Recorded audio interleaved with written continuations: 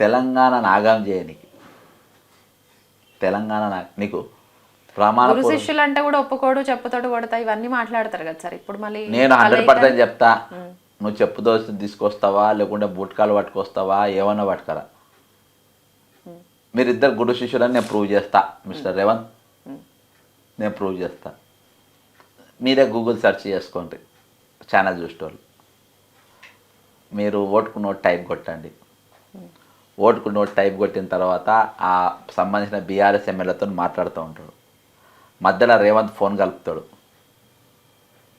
Sir phone మాట్లాడదని చంద్రబాబు నాయుడు అవతలకి వెళ్ళి కాల్ వస్తుంది. వీడు మాట్లాడదు. నువ్వు సహచరులు ఫోన్ కల్పిస్తారా లేకుంటే వీడు నమ్ముతలేడు సార్ మీరు చెప్పండి సార్ అని. ఇప్పుడు నీకు ఎగ్జాంపుల్ మంచిగా అర్థం కానీ చెప్తా.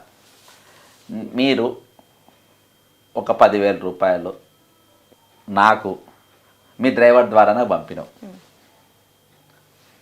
పంపినప్పుడు నేను తీసుకుంటప్పుడు నాకు ఇచ్చిందా లేదా ఎంత ఇచ్చిండో సార్ లెక్క పెట్టుకోమని డ్రైవర్ ఫోన్ కలిపి నీకు ఇస్తాడు.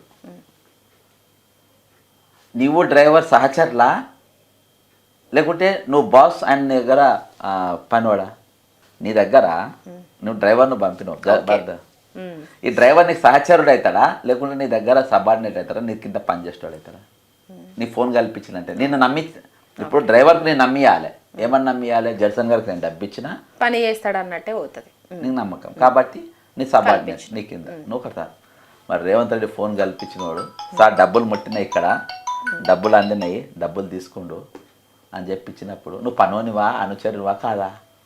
అంతే. ఇటువంటి 100 చెప్తా. కాబట్టి మీరు తమ్నేళ్ళ గురు శిశువులనే వేసుకోండి. చెప్పు పట్టుకొస్తే చెప్పు పట్టుకరా అని, కాలు పట్టుకొస్తే జవాబు నేను చెప్తా. దీనికి జవాబు చెప్తా.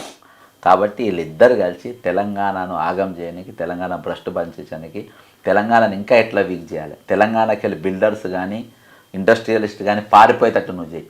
సినిమాల దానిలో మన సక్సెస్ఫుల్గా అయినా కానీ ఇంకొక దెబ్బ గట్టిగా వేస్తే ఆయనతో పారిపోయి వస్తారు.